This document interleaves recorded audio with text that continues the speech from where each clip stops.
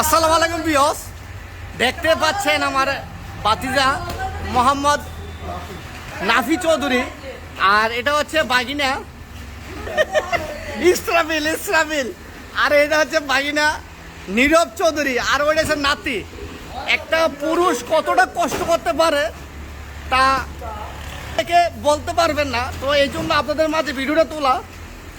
দেখেন কি পরিমাণ গরম আর কি পরিমাণ কষ্ট।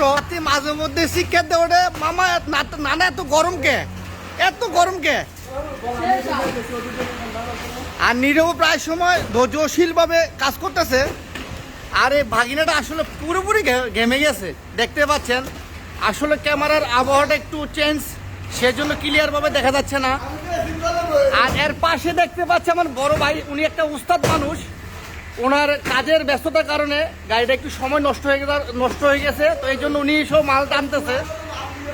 আসলে ওনারও একটা টিপ আছে, তো আমরা চেষ্টা করবো অতি দ্রুত গাড়িটা খালি করার জন্য।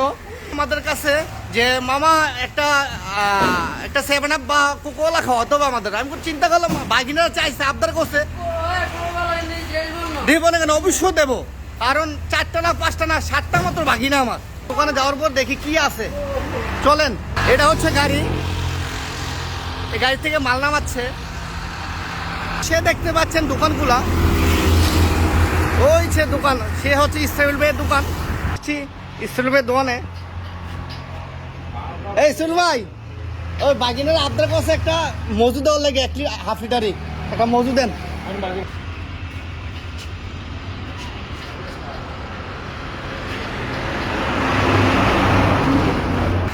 এই যে নিয়ে আসছি, বাগিনা হাতে দিলাম। ভাই না মারো, এক ডুব করে মারো। হ্যাঁ মামু, তোমার লাই দোয়া রইলো মামু। আমার দোয়া করো, কি করে বহুত দূর আগে যাও মামু, আরো ভালো ভালো ভিডিও দাও, সুন্দর সুন্দর ভিডিও দাও, ঠিক আছে?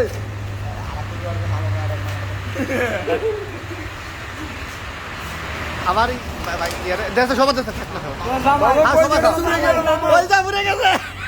দেখছেন দর্শক, আমাদের ওস্তাদ ভাই নিরূপ খাইছে। আর কি খাও এই গেল, এটা হচ্ছে আমার ছোট ছেলে। আসলে বাতিটা দুষ্টাইমের মধ্যে বলছি না।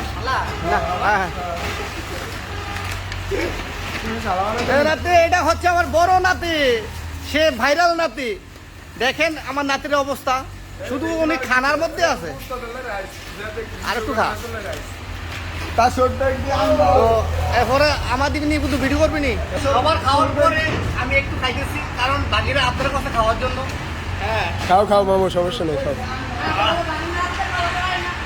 অবস্থা খাওয়ার পরে কি শান্তি নেই? অনেক শান্তি, কয়েছে দূরে গেছে মামু। তুমি আরো অনেক দূর আগে যাও, আরো ভালো ভালো দোয়া করিস মামু, ইনশাল্লাহ।